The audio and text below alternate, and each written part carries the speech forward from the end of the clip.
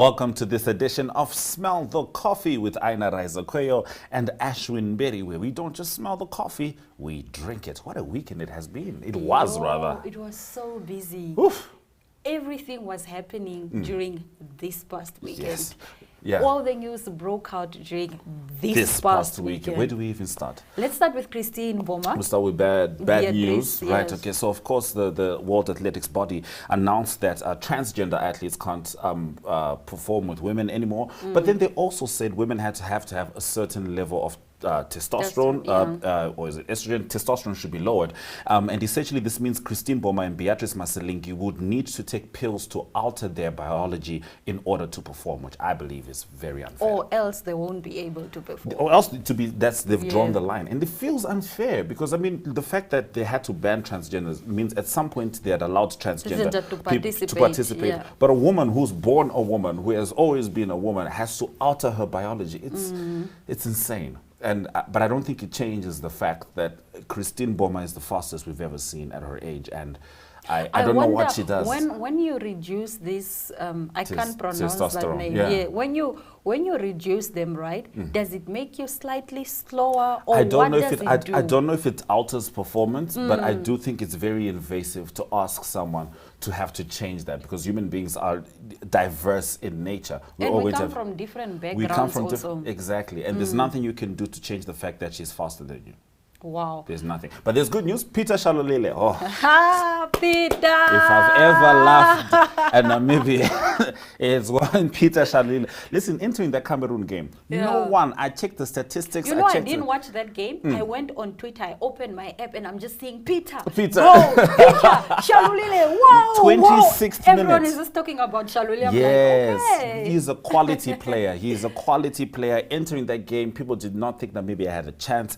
26th minute, Shalolile with a pristine strike, good timing. He's an opportunistic striker. You can't fall asleep around that guy. No, you get things done. So I'm very happy. It's got me feeling good about Namibia. Why? Because the country I was born in can't compete. Did I tell you that? Zimbabwe can't compete in the AFCON because of political interference. Oh, okay. So I also think that Namibians, while we're enjoying the likes of Peter Shalolile, we must make sure politics stays out of sports. Yes. Otherwise, you find yourself supporting the Gambia or another team. What are the international clubs waiting for? Do you want to say that you don't see how Shalolile do is you know playing? what, I think, why are you not discovering him? What's the You know problem? what happened? Last year, he signed a 5-year deal with Sundowns, which I didn't agree with, because I also think because South Africa is so close and such a big economic hub, as Namibians, we might have inflated their meaning on the global scale, and this might have been it for Peter Shalolile. It could have easily been that he had this goal to play in SA, but he's the best there, and if you're the best there, that means you can be even better other places. In my opinion. And I really feel like this guy should be a global star. But you know what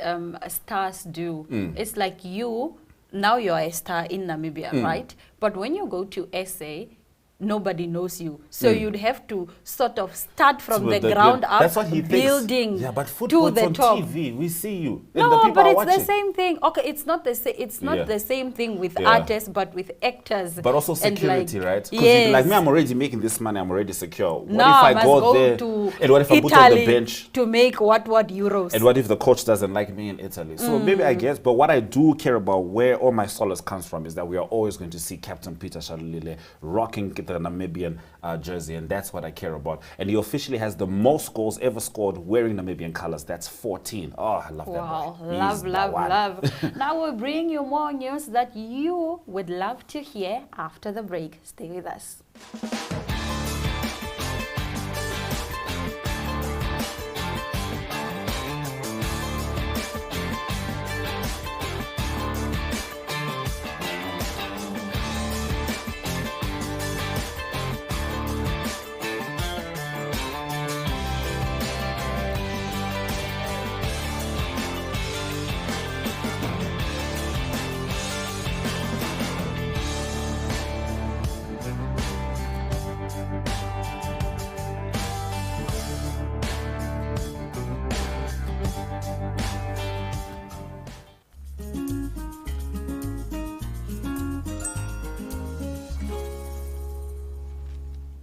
right, let's get into our top stories. 4 years ago, when Al Jazeera released Anatomy of a Bribe in Namibia, which was then known as fish rot, it was uncovered that a lot of sideways dealings were being done by the government. Now, just last week, Al Jazeera released Gold Mafia. Now, this one is also very interesting because from New Age pastors to old school smugglers and from diplomats to Zimbabwean president's niece, Al Jazeera's latest investigation, Gold Mafia, has uncovered a band of criminals driving gold smuggling and money laundering worth billions of dollars in Southern Africa. This was truly something to behold, and it is very, very difficult to just make sense of it all, at least just the motivation behind it, aside from greed and not actually caring about the people on the ground. I know this is crazy. You know, I still have to watch Gold Mafia. I haven't even watched the But you fish saw my 1 minute breakdown on TikTok. Yes, that's what I do. I just follow short clips. Yeah. Like I like a summary. A summary. Yeah. Can I give a quick one? Give for you and the us Namibian a people? Okay, so summary. let's break it down. Okay. So what happens is Hubert Angel is appointed as ambassador to Europe internationally by the president. And the idea is he's supposed to get investors for Zimbabwe. As you know, Zimbabwe has lots of sanctions, so Zimbabwe could do a lot of softening with regards to the international diplomatic community. But turns out what Al Jazeera has uncovered is that certain criminals approach these guys, government officials in Zimbabwe, and they want to wash their dirty money. So they make their money in all sorts of nefarious ways, and then they want to bring the money into Zimbabwe. Zimbabwe has apparently a mechanism, which is Fidelity, which is affiliated with the Reserve Bank of Zimbabwe, and this washes the money while gold then goes out to Dubai. And once it's in Dubai, everybody gets their money. And Zimbabwe gets a fraction of that, if any, because the people in between the smugglers include this guy called Patney, who brought down the Kenyan GDP by 10% in the 1990s using such deals. And there's guys who are being told have captured the government. This guy Rudland, his father was a minister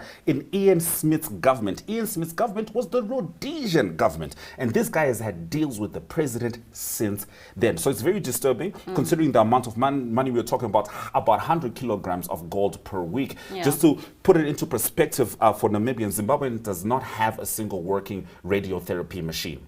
All right? And it only has one functioning maternal ward in the biggest hospital. With the money that has been getting laundered, in 1 month, Zimbabwe can buy over 29 radiotherapy machine and over 1,000 maternity wards. Those things can be built, but all this money is going out. So it's crazy. Africa's talking about it. It's been out for a couple of days. It has over 2 million views. Fish rot has been out for 4 years. It has less views, but that's not a showing off point, because what Zimbabweans are very clear about is that there might not even be justice at the end of this. Oh. And fish rot, the ministers are at least in jail. And I hate that they might not be justice. Yet the They've people already are started suffering defending. the consequence. Hubert Angel came up with a phony statement. A statement, yes, yes, no I saw one is that. buying into it. We saw what we saw. That's the beauty of film. And I think that's why the views are important, because finally Zimbabweans can be like to the world. Is there This is something what we're that talking about. maybe the international law can do about it? No, internationally, the sanctions are already there. Okay. And these guys have been the sanctions were placed because of such practices. So they've been lying, saying that these practices don't happen. But now the sanctions are going to stay placed. And people need to understand that these sanctions target individuals. If those individuals are not in power, there are no sanctions in Zimbabwe. Do with that what you will. All right, for more on Gold Mafia, you gotta follow this man on his TikTok. He'll be bringing you more updates and more developments on that story. Now, moving on to our next story. NBC Digital News is the sole owner of the Miss Namibia beauty pageant after acquiring 100% share of the popular competition. Deb Marine Namibia sponsored the pageant with a whopping 2.5 million Namibian dollars. Halala. And also, they've now named Ms. Umbi Karuahe Upi as the executive director of the Miss Namibia pageant. And, you know, I'm excited to see how the future of pageantry is going to look like moving forward. Yes, I mean, I think for me it was always a bit concerning about how privatized it felt, because then it felt like decisions were being funneled in a particular way. I don't know whether that's right or wrong, but I do like the idea of different people having an opportunity, you know, to run a national pageant, you know what I mean? And, you know, NBC is, of course, a parastatal, so we know that, you know, pushing the Namibian agenda is at the core of their value system. How do the models feel? You've competed yourself in several pageants, including this one in particular. I'll reserve my opinion. Your opinion, but in particular, okay, so the way I've seen the perception, I'll go with Salma Kamanya because that's out there. She came in, she had issues with the organization itself. When she raised those issues, it certainly made me curious enough for me to feel relieved right now. Okay. That's where I'll put that. Is that fair? That's fair. That works, right? Yeah. Okay, now speaking about things which might not necessarily be fair, but somehow it seems like justice might finally be served. Unfair, aka being killed. Unfair, people not knowing who the killers are. What might happen is that apparently people might be arrested because 3 men were detained just this weekend in relation to that. Now, these 3 men were detained in KwaZulu-Natal, and it is a buzz right now on social media as everybody is trying to figure out exactly what's happening. So the police made the breakthrough on Sunday, actually, after monitoring the suspects during the course of the week. According to a source close to the investigation into the rapper's killing, the suspects were arrested in Cape Town and were in police custody. Now, they will be brought to Durban, where they are expected to be charged. Western Cape Police spokesperson Colonel Andre Trout, when contacted for comment, referred questions about the arrest to the KwaZulu-Natal police. They were in Cape Town. So they committed the crime in Durban and then fled. No, you see, I have questions now. Because and then went to Cape Town. But why would you flee to where AKA comes from, unless you come from Cape Town?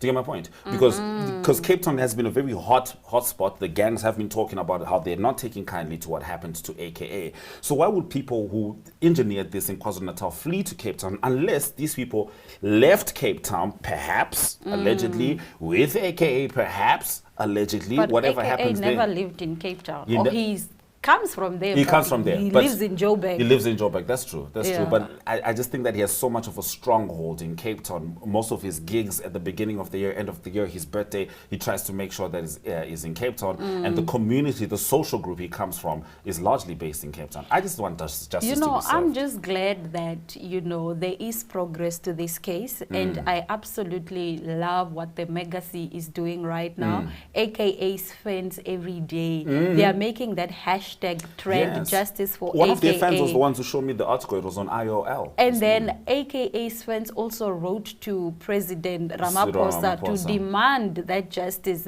They were like, hey, listen here, this person is dead. Crime is a big thing in this country. Yes. What are you doing? We want AKA's murderers We want brought tangible to our results because there was account. cameras involved. Yes. You know what I mean? And as far as a police person, what more do you want? You have cameras, you have witnesses. You should at least be able to come up with something. Yeah. But, South Africa is South Africa. Google the Thabo Bester story. I'm sure Diana and Aina will touch on it. We already spoke about Thabo Bester. I So think we should come back with development. Because it's developing every day. Exactly. But that's a reflection, I think, also of the policing system in South Africa. At least that's the opinion I get from other South Africans. All right, now in our story, the Ministry of Justice has put out a statement a notice to unemployed graduates. Unemployed Namibian graduates in the below fields of studies are requested to submit their CVs to be added on the ministry's database for possible consideration for future internship opportunities. Now, if you do have if you are an LLB graduate, JTC candidate, those of you with a bachelor's or honors degrees in business administration, public management, office administration, library and archives management, you are definitely qualified to go and drop off your CV. You're supposed to drop off your CV with a cover letter and all your relevant supporting documents. You go to the Ministry of Justice head office, that's the one in town, there by Nampost-ish. That building is called Justicia Building. It's on Independence Avenue in Windhoek. You go to the second floor, room 206. Alternatively, you can contact Miss A. Simon. The number is on that, notice. And closing date is Friday. Closing date is Friday. Please don't take it lightly. Unemployment is a crisis in this country. I'm glad you said that because, I wonder what this is in response to. I wonder. I truly am my mind is boggled. But I wonder what listen. worries. No, it's essential. It's important. It's what they're supposed to do. But I don't think I'll be far-fetched to believe that they were prompted by certain events last week, certain events of the last 2 weeks, because those events involved the aforementioned unemployed graduates stating their case. Prompted or not? Prompted. It's good. No, that's I started with it's good. No, it's definitely good. It's Yeah. definitely good. But what my problem with, I hope in the future, prompting won't be necessary. I'm under the impression that when people vote, that prompting is not something that they expect to be on the other end of voting. All right, let's talk about things that I absolutely love. Fashion, Oh, fabric, threads. style, everything. Look at you. I mean, look at you.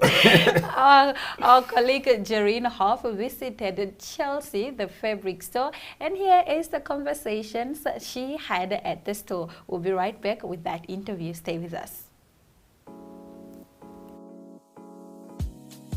My.NA Property Show provides viewers with the best in-class content, engaging interviews, as well as a showcase of the latest property-related products and services. If you would like to feature your brand or your campaign on this platform, contact My.NA at synergy.com.na. My.NA Properties, more than just a roof over your head.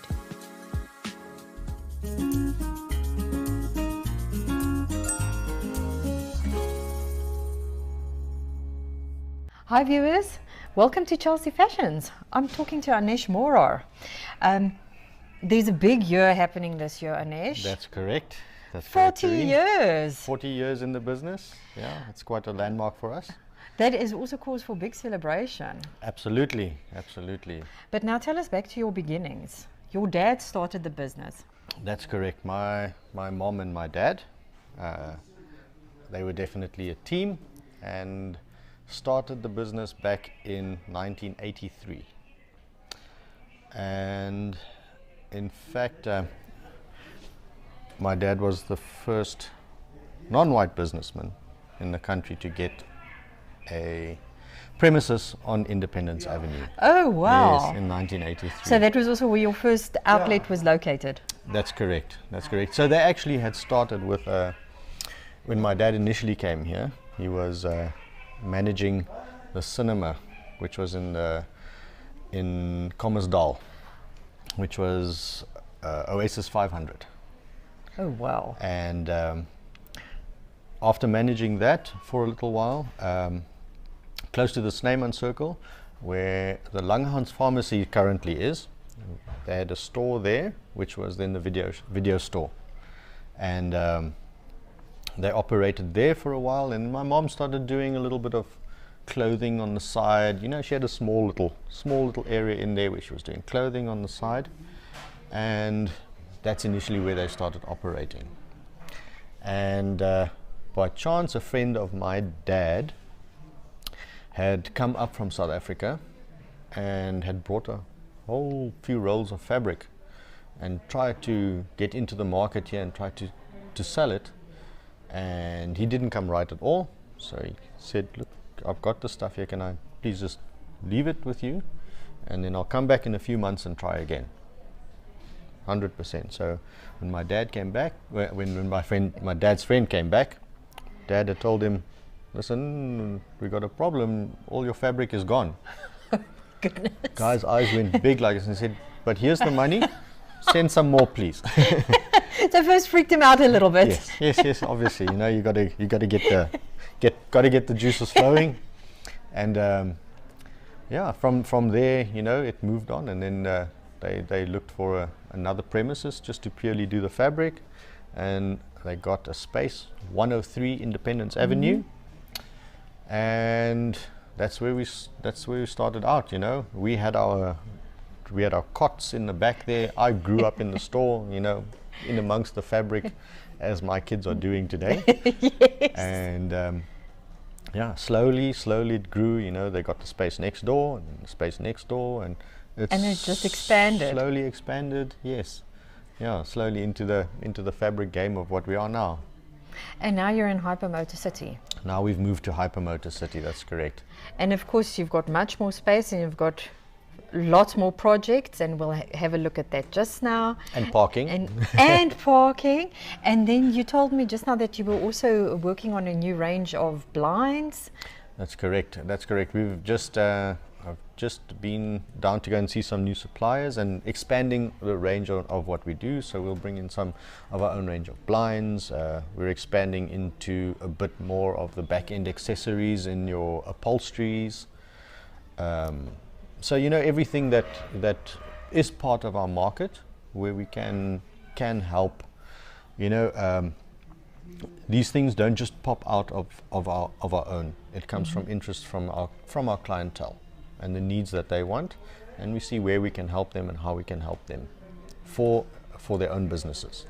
And you also mentioned just now Yes. behind the scenes when we were talking that there are suppliers in South Africa that you've literally been working with for 40 years as well. So it's That's correct. also been generational there. That's correct. It's we've basically become family, and that we very funny went down and there as well. My parents used to do business with their parents, and they've taken over, and now it's the next generation. So we still get along as well. We've got great relationships with them, and 90% of business is about relationships. That's the So truth. we're very fortunate to have that. So this is a complete random question. If you Yes. had to hazard how much stock you've got in terms of meters in this shop, or am I putting you on the spot? Oh, you're definitely putting me on the spot. In terms of meters, I mean, if you see my face, the faces of my staff when I say stock taking, that should say it all. Yes, That should say it all, because we have a running system where we're Okay. constantly remeasuring. We do section by section, and we definitely will be in the few. It's in the millions of meters. Okay, now business-wise, in terms of trends, what would you say is upcoming and what's next?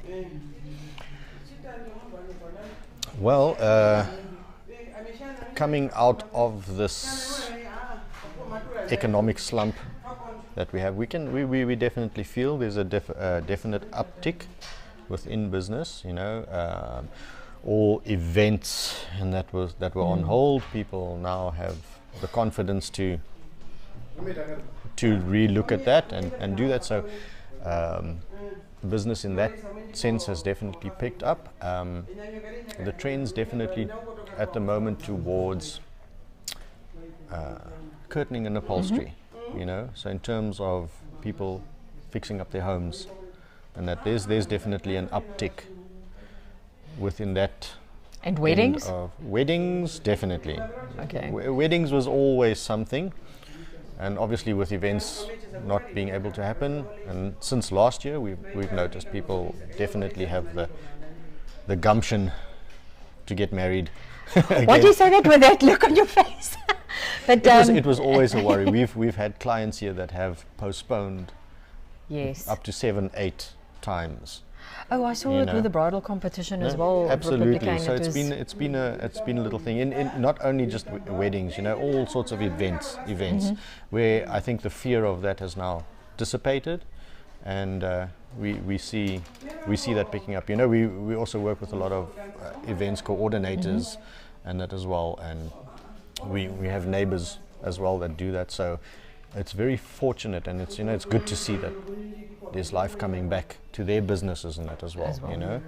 Because at the end of the day, it's a symbiosis. Anesh, we're in the manufacturing section here. Please tell us what you do here.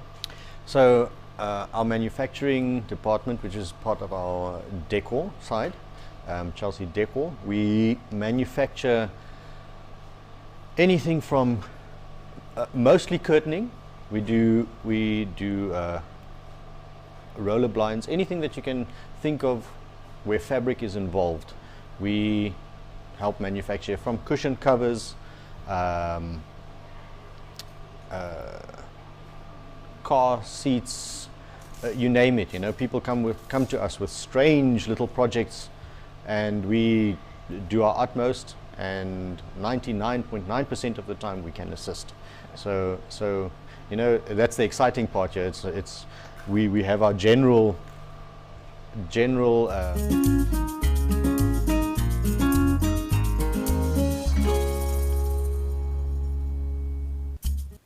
What a beautiful story, what a beautiful interview, beautiful textile, beautiful fabric, everything. Also, beautiful show. Yeah. And on that note, we are out of here. We will be back tomorrow, same time, same place.